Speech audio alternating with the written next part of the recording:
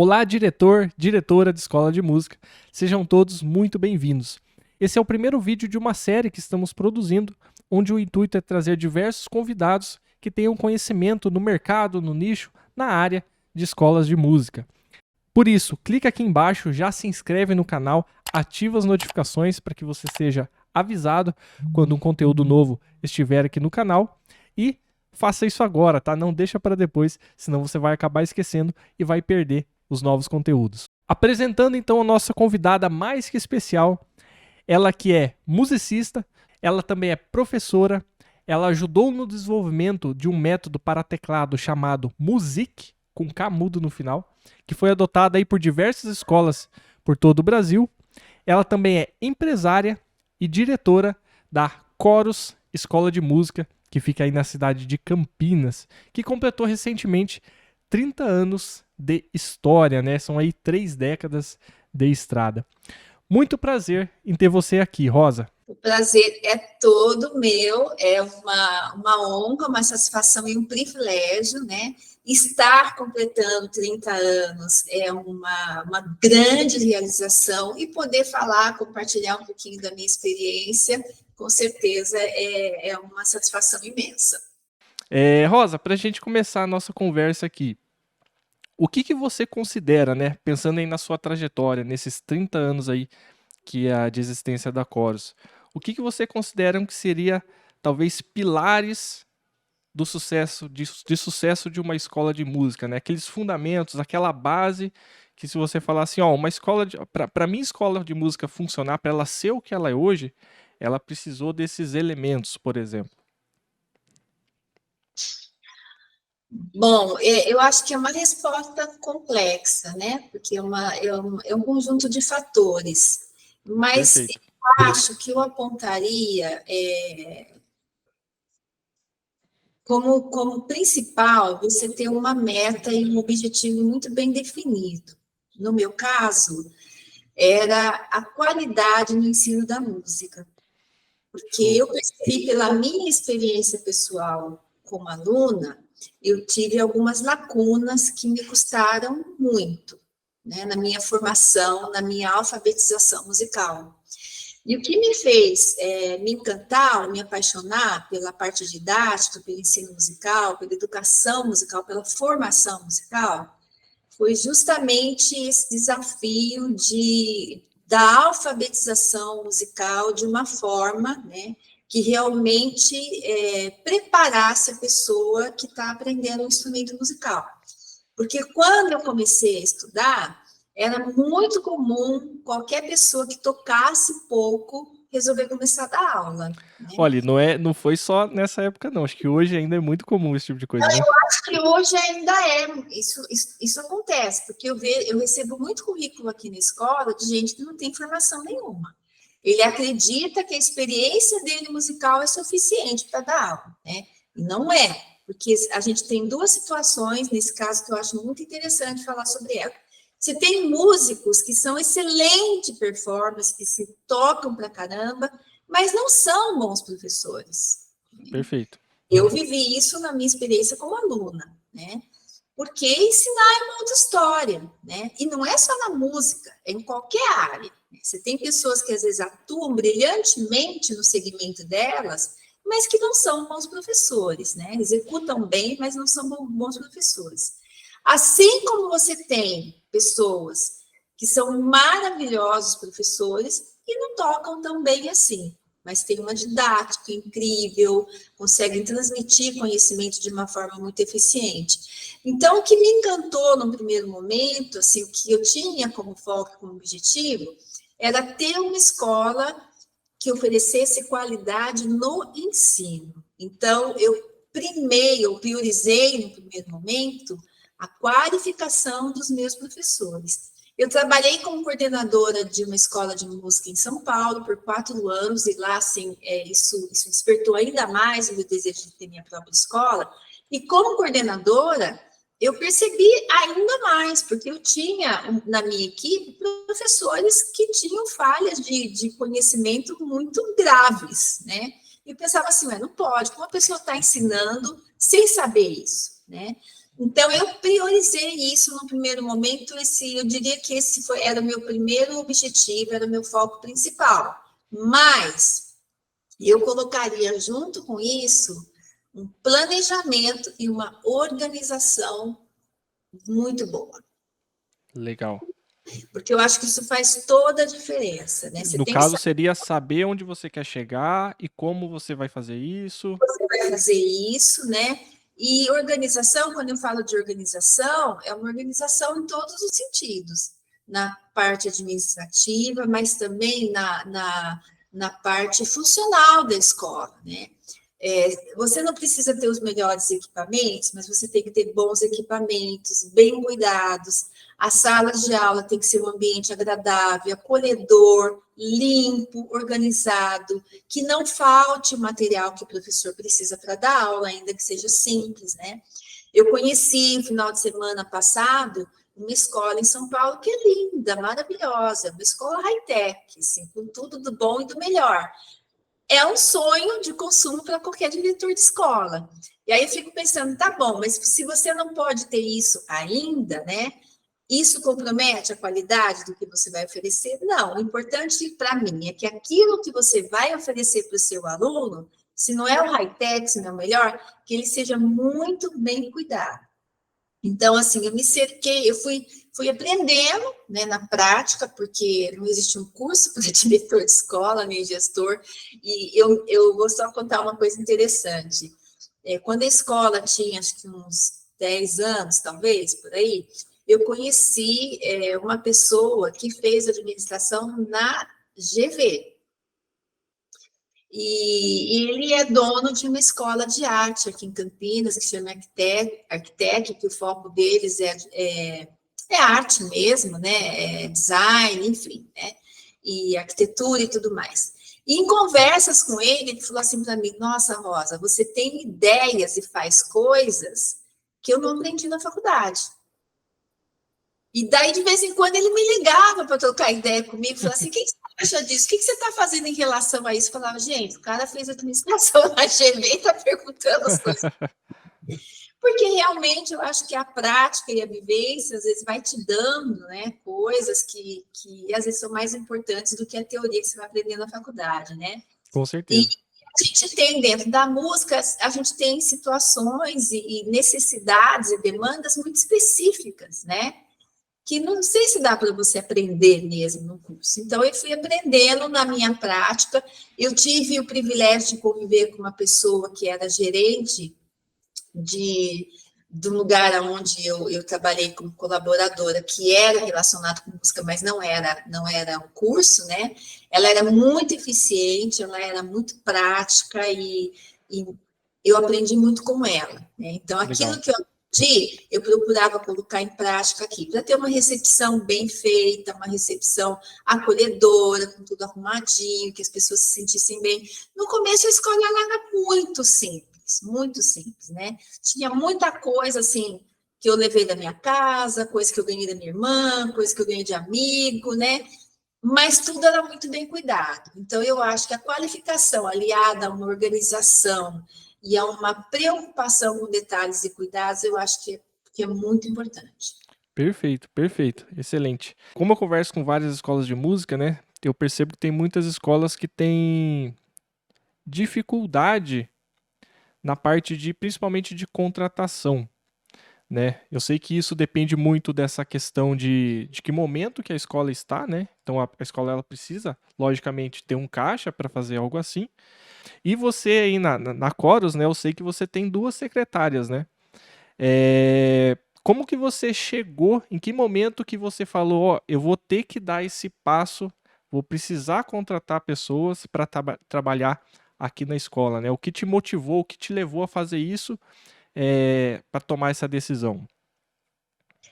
Então, eu falei, né, respondendo a sua pergunta anterior, sobre a questão da organização, e eu incluo nisso uma organização financeira também. Você ter o controle de quanto entra na escola, de quais são os seus gastos fixos, quais são os seus gastos variáveis. Isso, por exemplo, é uma coisa que eu não aprendi, né? Eu fui fazendo porque eu entendi que isso era necessário.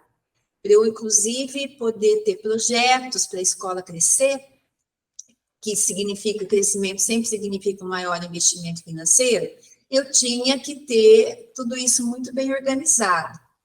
Então, assim, eu tive gente me ajudando na secretaria da escola desde o começo. Legal. Mas quando eu abri a escola, né, volto a falar, mesmo sem ter tido sem ter passado por um treinamento, por um curso que me orientasse, eu fiz um planejamento financeiro também, né, e como eu fui coordenadora de uma escola por 4 anos, eu tinha muito claro as necessidades de uma escola. Então, no meu planejamento, eu incluí isso. Eu incluí já uma pessoa que pudesse me ajudar. Até porque, Rayane, tem uma coisa interessante sobre a minha história. Eu morei em São Paulo quase 10 anos, fui coordenadora de uma escola lá, trabalhei como professora antes de ser coordenadora lá em São Paulo, nessa escola. E a minha escola é em Campinas. Então, eu voltei para Campinas, que é a cidade onde eu nasci, onde eu morei até ir para São Paulo. Mas, dentro desse planejamento, dessa organização financeira que eu fiz, eu sabia que eu precisava de um tempo para que a escola começasse a ter entrada, começasse a ter o suficiente para me manter. Certo. Então, eu continuei trabalhando em São Paulo. Eu continuei como coordenadora da escola em São Paulo por mais um ano. Então, eu ia para São Paulo e ficava lá 2 dias. Então, para eu poder ir para São Paulo e ficar lá 2 dias, eu tinha que ter alguém aqui. Entendi. Então, no meu planejamento, eu já coloquei que eu ia precisar de uma recepcionista. Então, a escola sempre teve recepcionista desde o começo, porque senão eu não teria como ir para São Paulo e ficar lá, né? Entendi. Foi uma necessidade inicial já. Sim, porque eu não tinha como abrir mão daquilo do que eu ganhava como coordenadora em São Paulo até que a escola.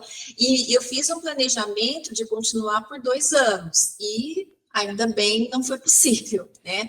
Porque no primeiro ano a escola cresceu mais do que eu imaginava, que eu abri a escola em Campinas só para teclado e órgão, nem piano tinha, porque eu não teria recurso para comprar o piano, né?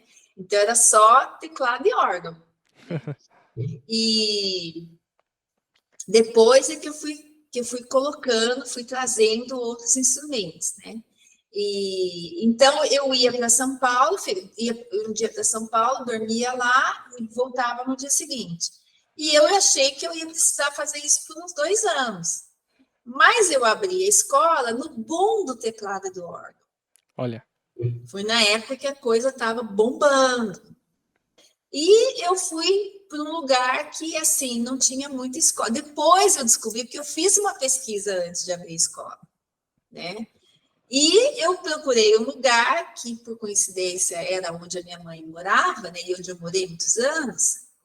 Eu achei que ali não tinha nada. Depois que eu abri a escola, estava funcionando, eu descobri que na rua de trás tinha uma escola de música. Mas era uma escola que não era divulgada, porque como eu fiz a minha pesquisa há 30 anos, na lista telefônica, Nossa. eu fui vendo onde tinha uma escola de música em Campinas, né? E achei que naquele bairro, tá legal. Era um ponto bacana, né? E depois eu descobri que tinha uma escola que não era só de música, era uma escola que tinha também artes plásticas, artes de maneira geral, né? Mas por que eu estou falando isso? Porque deu muito mais certo do que eu imaginava, eu tive um crescimento muito acima do que eu imaginava, e aí não dava mais para ficar indo para São Paulo, então já no segundo ano eu não fui mais, né? Entendi. Aí os professores que eu coordenava lá, que tinham aula comigo, começaram a vir para Campinas, porque eu falei, não dá mais, né? Mas eu tive ajuda desde o começo. Eu tinha uma recepcionista, e na época minha irmã estava se desligando do trabalho dela, porque a empresa estava mudando para São Paulo e ela não quis ir. Então, ela também veio para me ajudar. Legal, perfeito. Rosa, você comentou aí, aproveitando já, né, que você comentou aí sobre o lugar, né? Eu já vi em Só outro. isso, Rayane, também porque eu era uma das professoras, eu dava muita aula na época, né? Como eu tinha essa questão da qualificação dos professores, né? Não dava para eu ficar fazendo recepção e dar aula. Então, na época, quando eu abri a escola, nos dias que eu ficava em Campinas, eu tinha bastante aula. Nós éramos em 3 professoras quando eu abri a escola. Então, Entendi. eu era uma delas e não tinha como eu fazer recepção e dar o tanto de aula que eu dava, porque eu dava aula praticamente o dia todo. Caramba, entendi. Então foi uma junção de várias coisas aí. Foi E, realmente era algo realmente necessário, assim. Lógico, pensando, como eu falei, né, isso é algo que é necessário mesmo, né, só que no seu caso aí era algo que se não tivesse realmente não ia funcionar. sim, Legal.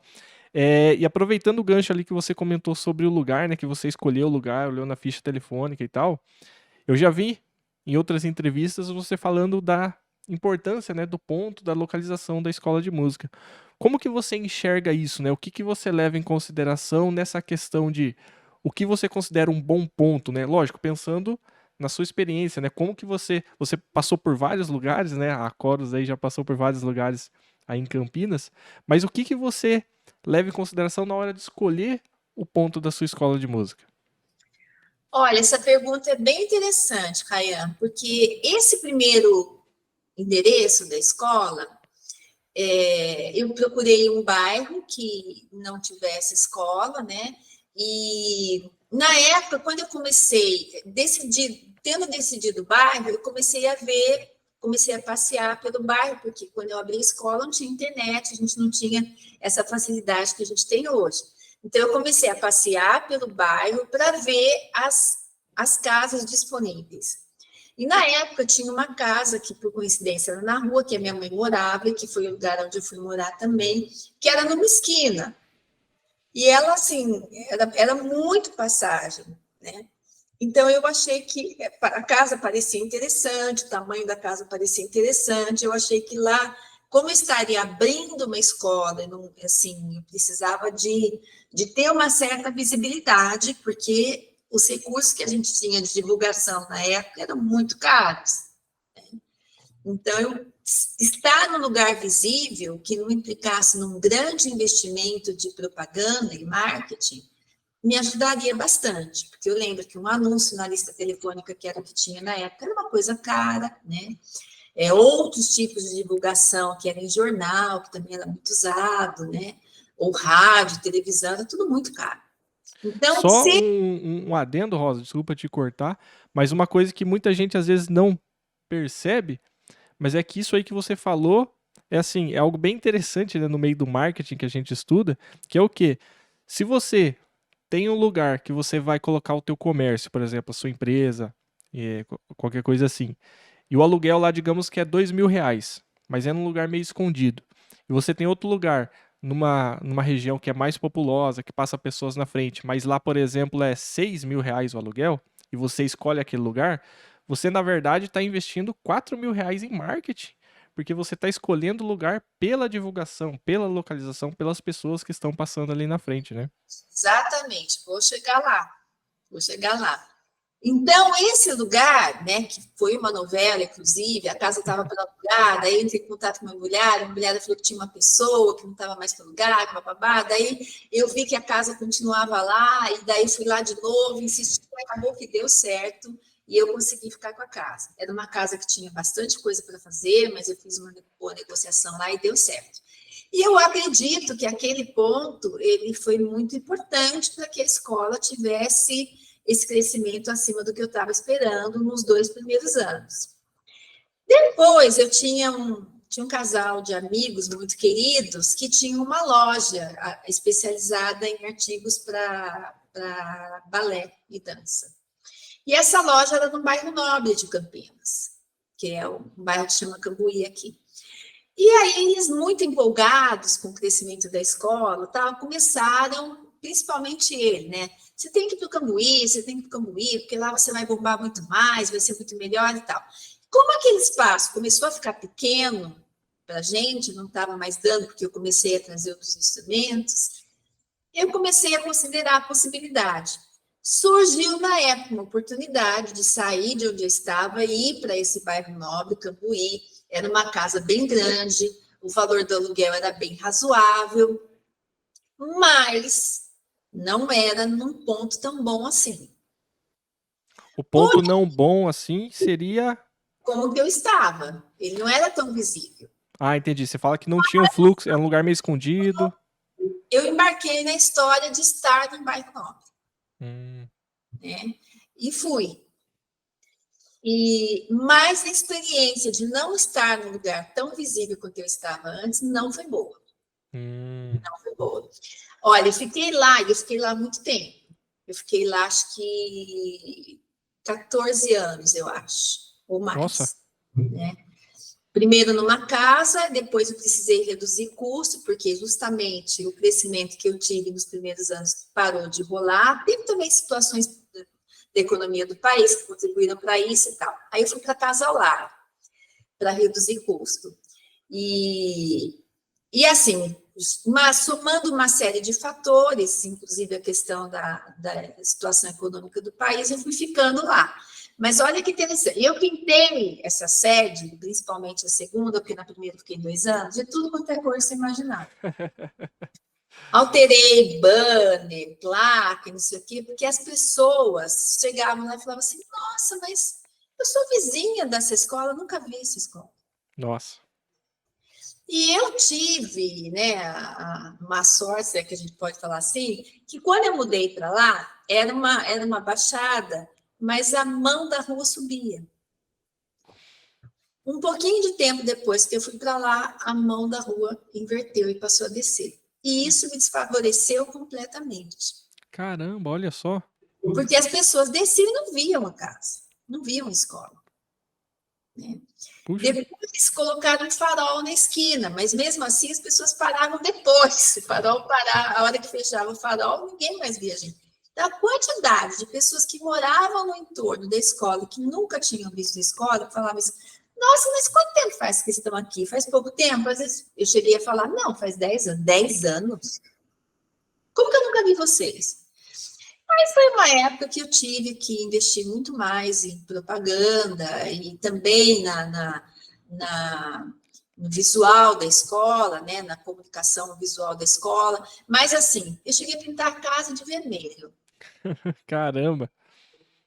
Chamar Nada... a pessoa, tipo, tô aqui, né? Até que depois de um tempo, isso foi graças a uma pessoa que tinha essa visão assim, olha, acho que não está bom aí, né? Vamos pensar em sair daí, vamos pensar num outro lugar, vamos pensar num lugar mais visível, esse ponto não está favorecendo, não está ajudando, e aí eu pensei, acho que está certo, vamos pensar nisso, porque assim, não tinha nada que eu fizesse que tirasse a escola daquele platô de alunos, né? E daí resolvi encarar esse desafio. Quando eu fui para esse outro endereço, eu dobrei meu aluguel. Puxa. E aí aconteceu exatamente o que você falou. Eu fui morrendo de medo. Eu tive que reformar o lugar, tal. Eu fiz um investimento que, assim, para isso eu tive que fazer um financiamento e tal. Mas eu falei, não, eu preciso sair desse platô. A escola tem condição de sair desse platô. Aquilo que a gente oferece é legal, mas eu preciso ser vista. O que aconteceu? Eu fui para um endereço que eu fiquei muito visível. Nem era a casa dos meus sonhos, em termos de estrutura, nada. Tive que fazer muitas adaptações para ficar do jeito que ia, para atender a nossa necessidade, mas foi um super ponto. Tinha um farol na esquina da escola que fechava, e era um cruzamento grande, e ele ficava muito tempo fechado e um pouquinho de tempo aberto. O que aconteceu? As pessoas ligavam para a escola de dentro do carro. Nossa. Ó, tô aqui na frente, tá? Vocês têm aula de não sei o quê? Você podia me passar as informações? Caramba. Então, o que aconteceu? A escola voltou a crescer. Olha só da mudança do ponto. Só na mudança do ponto. Em pouco tempo, eu estava dando conta de pagar aquele aluguel que praticamente dobrou sem dificuldade. A escola voltou a crescer. E olha que eu mudei para lá numa época de crise. Eu me lembro que a gente tinha tido uma transição de governo, né? Foi uma época que tinha estava acontecendo uma crise mundial. E os primeiros 6 meses foram muito bons, depois deu uma brecada, assim, mas mesmo assim o ponto favoreceu a gente de uma tal forma que a gente voltou a crescer. Que legal. E daí, 2 anos depois, como os donos da casa eram muito intransigentes, eram muito difíceis de negociação, eu já comecei a pensar em sair de lá. Certo. Só não saí porque foi numa fase que os aluguéis estavam muito caros e os imóveis muito escassos. Aí eu me lembro que um dos corretores que estava me ajudando falou: olha, você precisa sair daqui. Eu falei: não, não preciso. Eu quero sair porque eu quero me livrar desses proprietários, porque eles são muito difíceis. A casa tinha muito problema na parte elétrica. Uma das pessoas que foi lá ver para mim falou: olha, você está correndo um grande risco aqui. Eles não queriam fazer e seria obrigação deles, né? Ele foi: então segura as pontas aí mais um pouco. Renova o seu contrato, né? Aguenta um pouco mais aí, porque ele falou: esse mercado vai mudar de novo. Daí, daqui a pouco você sai. E aí foi o que a gente fez. Eu acabei ficando lá 6 anos, até que o mercado foi mudando de novo. E daí, quando eu ia vencer de novo o contrato, eu falei: bom, agora a gente vai pensar em sair daqui. Quando eu saí de lá, eu priorizei ponto. Porque eu percebi que isso era muito importante. Uma coisa muito importante que eu gostaria de falar, Rayana, é que, assim, em pouco tempo de escola, eu não me lembro quanto tempo, mas eu até tenho como ver isso depois, eu comecei a fazer um acompanhamento de que tipo de divulgação, de propaganda, de marketing dava retorno para a escola. Perfeito. Então, assim, até a gente... Bom, eu cheguei a ter um programa de gestão, que depois eu desisti dele, depois eu cheguei a ter um outro, e agora a gente está aderindo a um outro programa com o qual você tem parceria, que é o Emuses, né? E acho que vai ser uma experiência bem legal. Mas Com até certeza. então eu fui a rainha das planilhas. Planilha para tudo. Planilha para todo lado.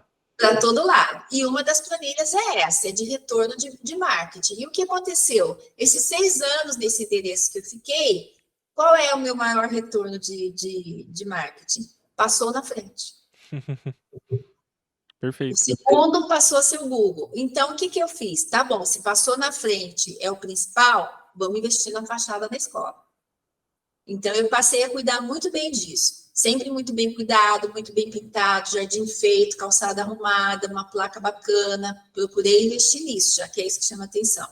Quando eu resolvi que agora era a hora de sair de lá, a mesma coisa. Eu priorizei ponto, então eu descartei várias casas muito boas que estavam em pontos ruins. Porque eu falei: não vou fazer de novo o que eu fiz quando eu mudei a primeira vez, né?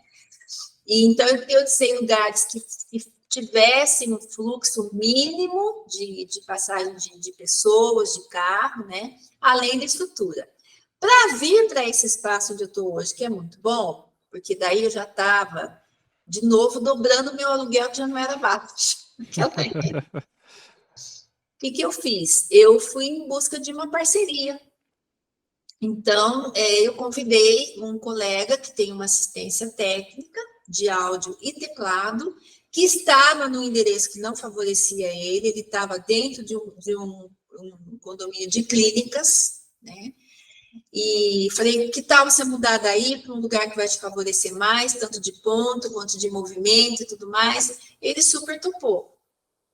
Então, isso. E eu tenho também uma parceria com a minha irmã, que tem hoje uma empresa de produção de eventos.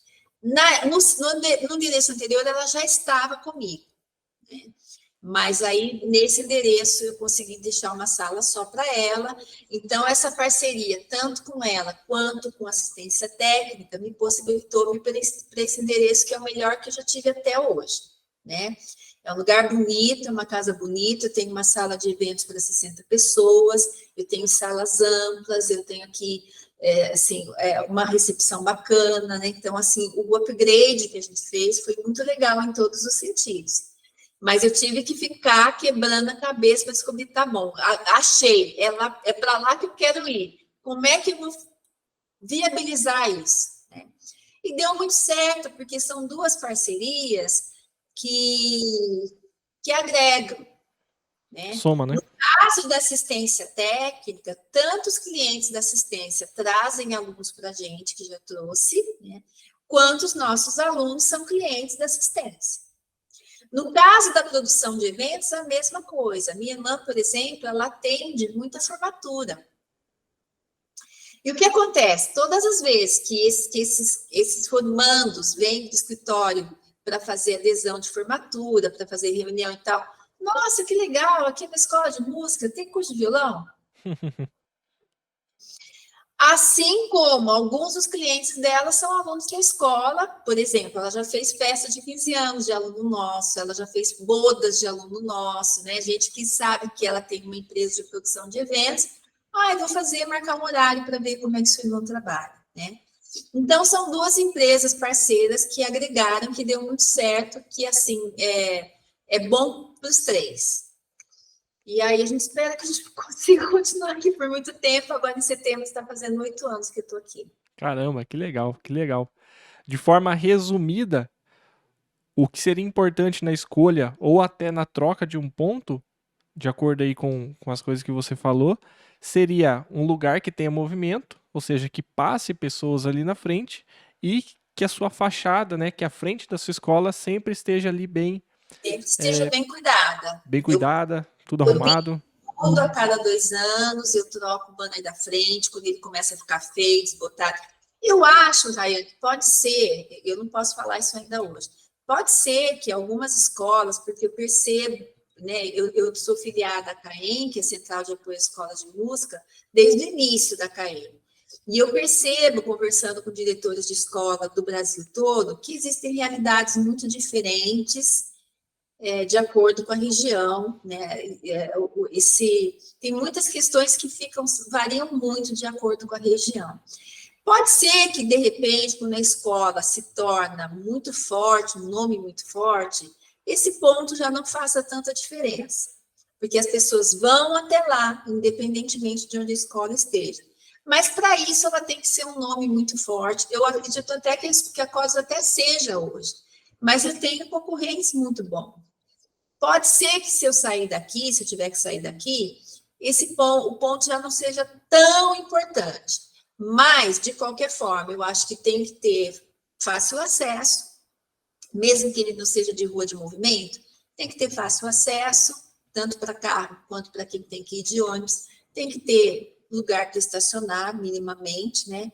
E as pessoas têm que se sentir minimamente seguras, porque eu percebo que isso também é um fator que conta. Perfeito, perfeito, Rosa.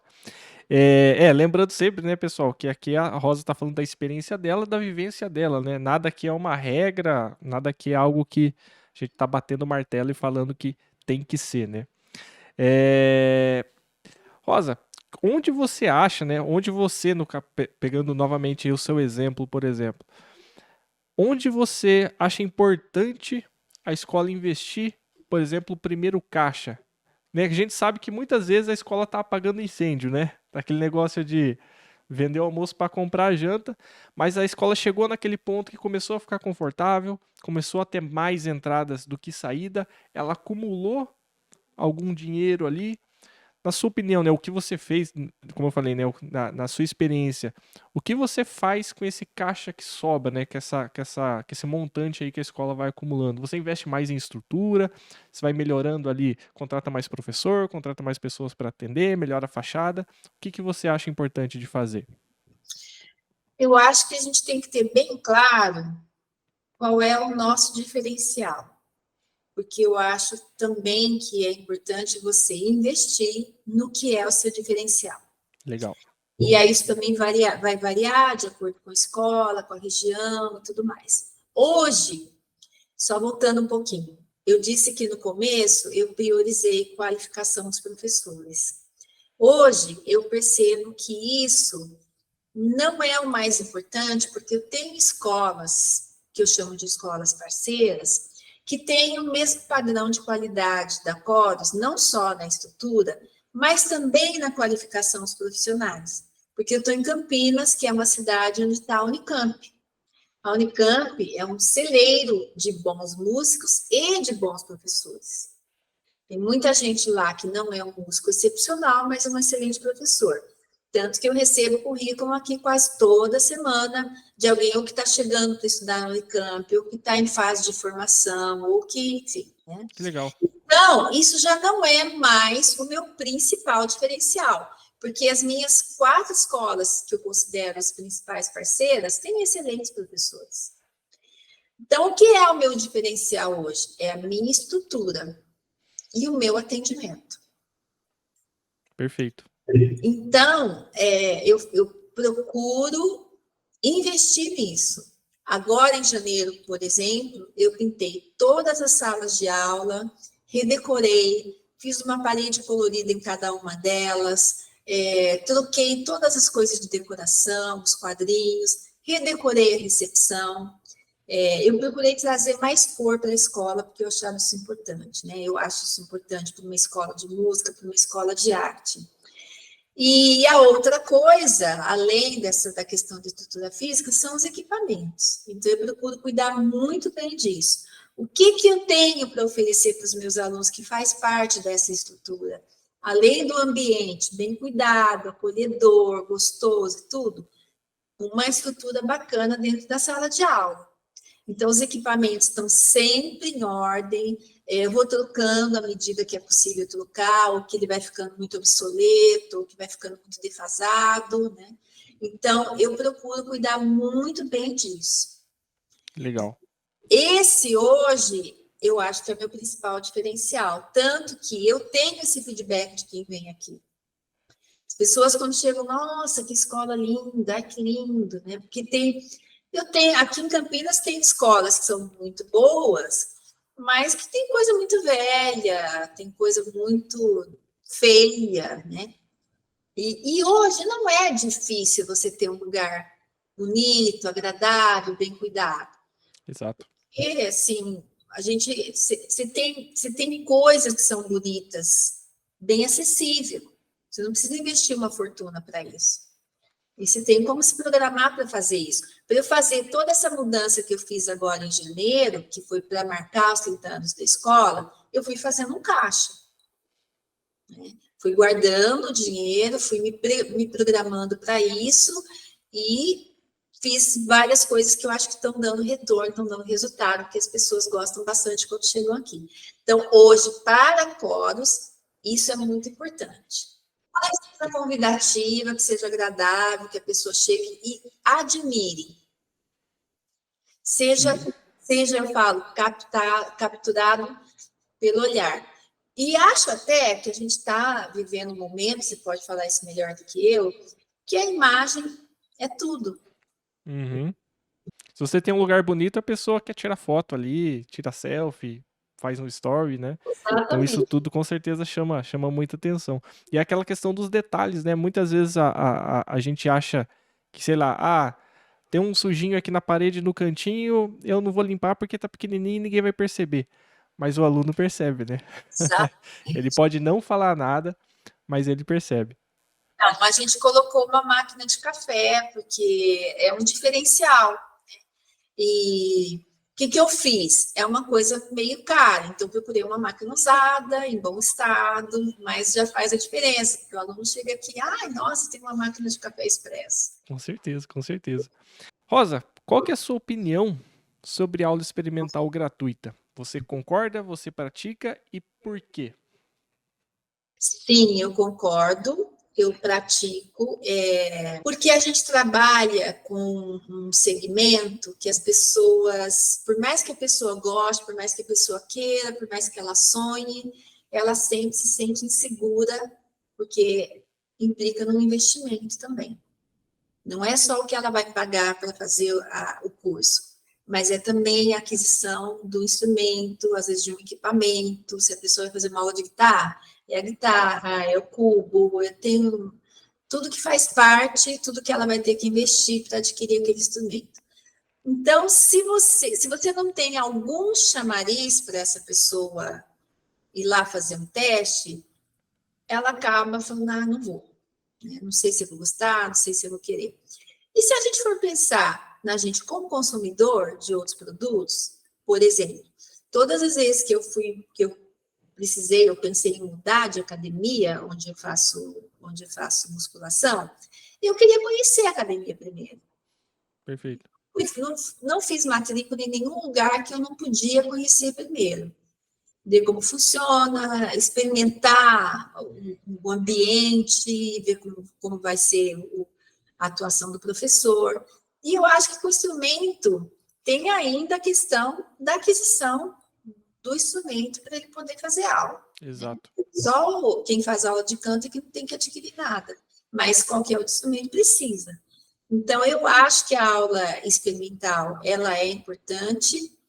Eu fiz uma experiência por um período, influenciada por um colega meu que também tem escola, de substituir a aula experimental por entrevista. Ele funciona assim na escola dele. Não tem uma aula, tem uma entrevista, uma conversa. Eu fiz essa experiência, não funciona. Não funcionou. Porque o que vai realmente trazer o aluno é ele perceber que ele pode. Ele tentar e conseguir alguma coisa, né? Exatamente. Então, eu acho que essa aula experimental ela tem que ser uma aula muito encantadora. Quando eu dou uma aula experimental, eu coloco meu aluno para tocar. Ele não precisa de informação teórica nessa primeira aula. Ele precisa de uma experiência com o instrumento. Perfeito. Então, toda essa parte teórica que ele vai aprender depois não precisa ser nessa primeira aula. Eu apresento, eu informo, eu dou de informação para ele o básico necessário para ele tocar. E aí, bota ele para tocar. E é isso que encanta. Concordo. Eu acho que a aula experimental ela é importante. Eu falo para os meus professores que tem que ser a melhor aula que ele já deu na vida dele, porque é isso que vai captar o aluno. E ele tem que ter uma experiência com o instrumento para ele sentir que é possível. Porque qual é a maior dúvida de todos eles? Será que eu consigo? Exato. Será que eu vou dar conta? Principalmente quando é jovem e adulto. Porque eles acham que já que eles não começaram criança, não vão dar conta. É verdade. Então, eles precisam saber que vai dar, que é possível, que ele vai aprender. Então, tem que colocar o aluno para tocar. Mas, aproveitando, o que eu percebi? Porque aqui na Cores, eu dou uma ajuda de custo para o professor. O aluno faz uma aula gratuita, mas o professor tem uma ajuda de custo para dar essa aula. Não é o valor de uma aula que ele ganharia normalmente, mas ele tem uma ajuda de custo, principalmente quando ele vem aqui só para dar essa aula. Porque às vezes ele está dando essa aula experimental numa janela. Mas às vezes ele tem que vir para dar essa aula, porque é num dia que ele ainda não tem uma grade. Mas o aluno não paga nada. Então, o que eu percebi? Que tinha muito aluno que vinha, fazia aula experimental aqui, ali, ficava fazendo aula experimental. E não fechava nada em lugar nenhum. Por quê? A aula experimental é importante, mas ela não é suficiente.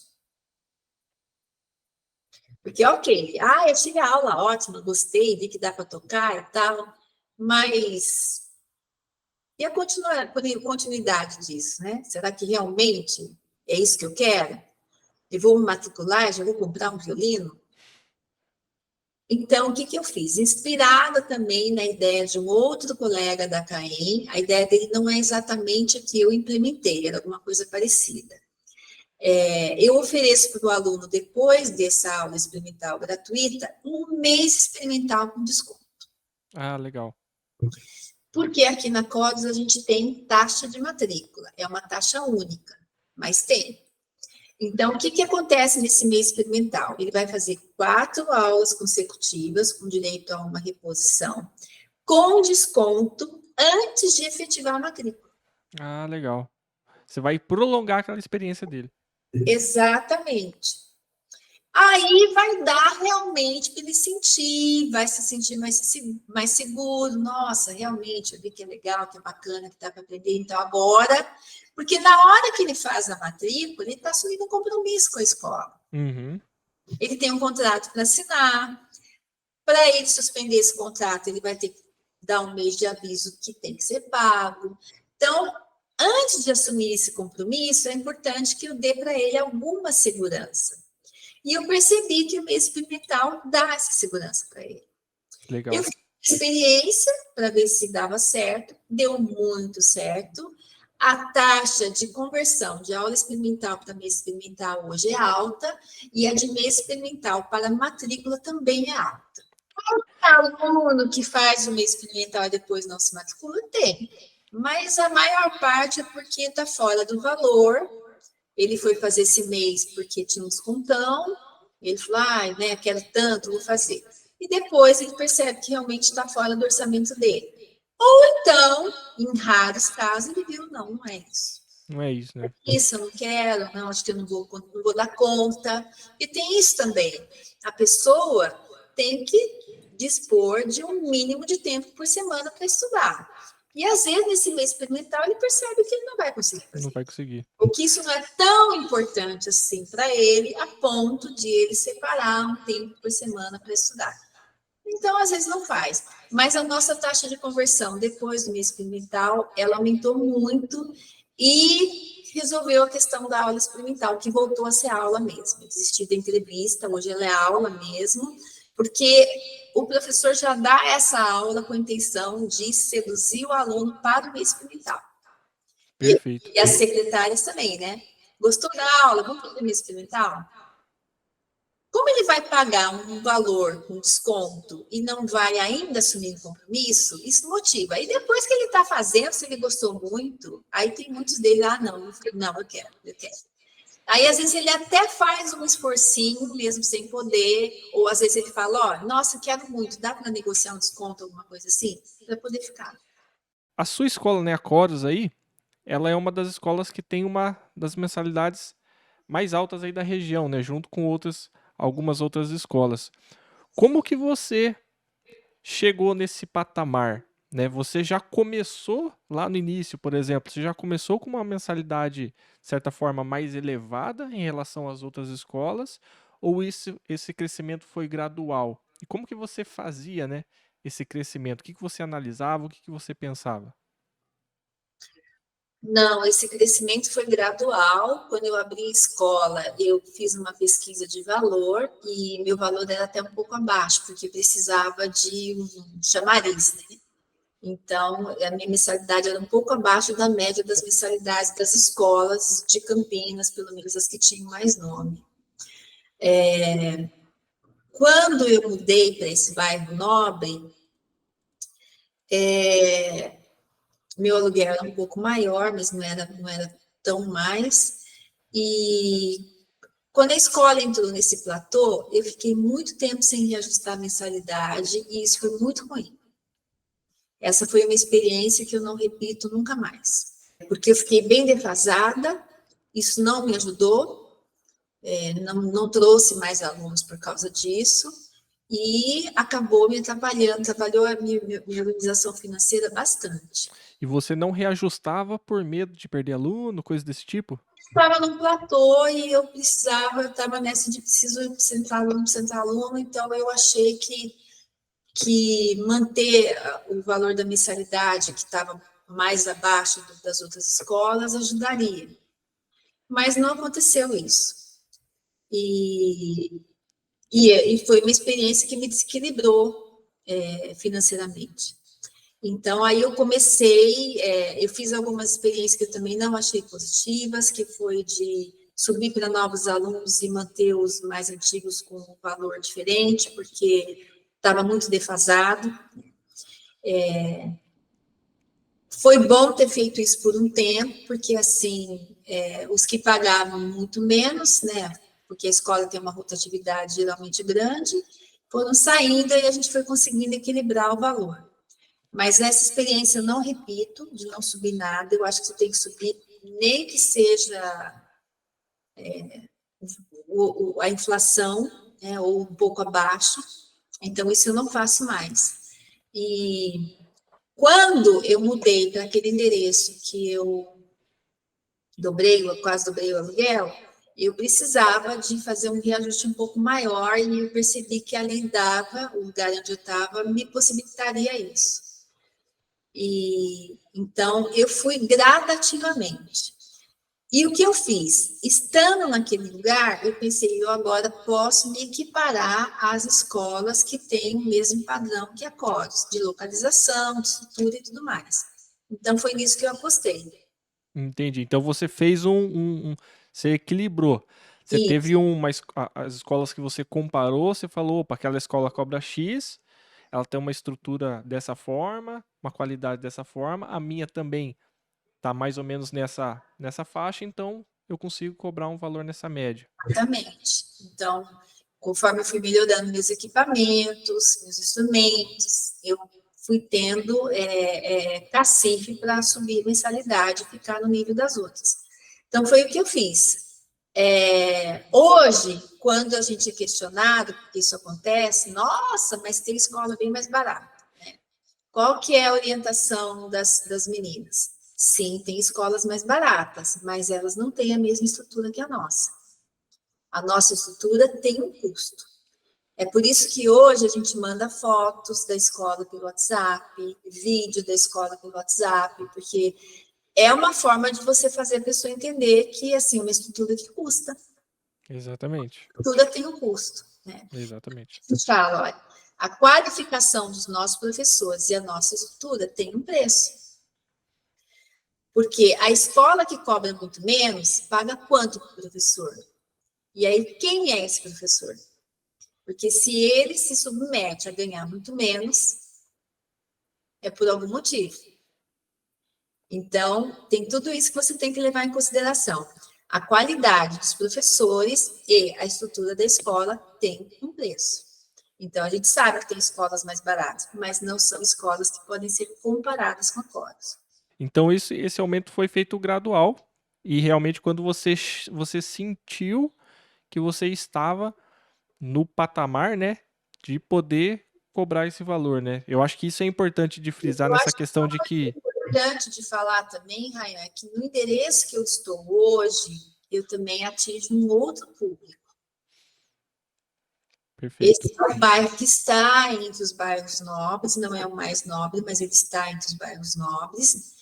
E o público que frequenta o bairro, que frequenta o meu entorno, porque aqui eu estou circular, estou rodeada de clínicas, que são clínicas boas, clínicas de alto padrão.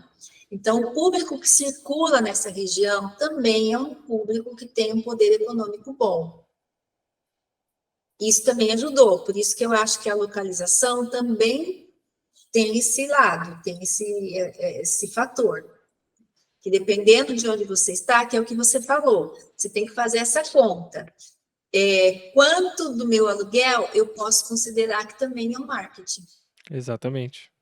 Então, hoje eu também consigo ter esse valor de mensalidade, porque hoje atinge outro público. Perfeito. Então é um conjunto de coisas, né? Melhor do endereço do anterior. Do endereço anterior já era bom, mas o desse endereço é melhor ainda. Muito legal, muito legal. Rosa, muito obrigado mesmo pela sua participação, pela sua contribuição. Tenho certeza que vai ajudar bastante gente. Outros diretores aí vão assistir, tenho certeza que vão tirar vários insights, várias ideias, né? Esse é o objetivo desse conteúdo. E espero que você tenha gostado também, se divertido aí nessa conversa. Com certeza a gente vai ter outras partes, né? Vão ter certeza aí que o pessoal vai pedir uma parte 2. E espero que você tenha gostado. Muito obrigado por ter aceito o convite. Olha, eu que agradeço muito pelo convite, como eu falei, são 30 anos de história. Eu acho que uma coisa muito importante que eu queria deixar é que nesses 30 anos teve muitos altos e baixos. Acho que se alguém perguntasse assim para mim, você tem vontade de desistir? Muitas vezes. Porque a gente tem muitos desafios. Um dos grandes desafios, por exemplo, é a questão do relacionamento com os professores. A gente lida com o público que é desafiador, por conta da vaidade, do ego, da questão da qualificação profissional mesmo como professor. Então, são muitos desafios. Aqui a gente fez um resumo do resumo, né? E eu passei por questões pessoais muito grandes na minha vida, que foram grandes desafios também para eu seguir, e muitos altos e baixos. Então, eu acho que é importante a gente ter muito claro qual que é o nosso foco, o nosso objetivo, justamente para que nessas horas você consiga permanecer e seguir e não desistir. E acho que uma coisa que eu tenho que falar também é que as parcerias que foram acontecendo ao longo dessa trajetória, elas foram muito importantes. Então, a vida também te proporciona, nessa caminhada, nessa jornada com a música, surpresas muito boas. E uma delas é o Mídias.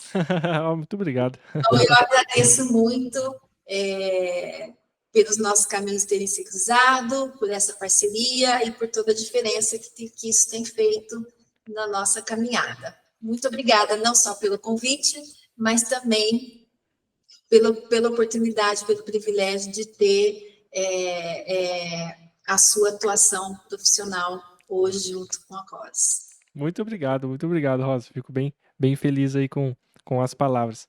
E assim a gente finaliza. Não esqueça aí de curtir, comentar, compartilhar esse vídeo aí com seus outros amigos diretores de escola de música. E a gente se vê aí no próximo episódio.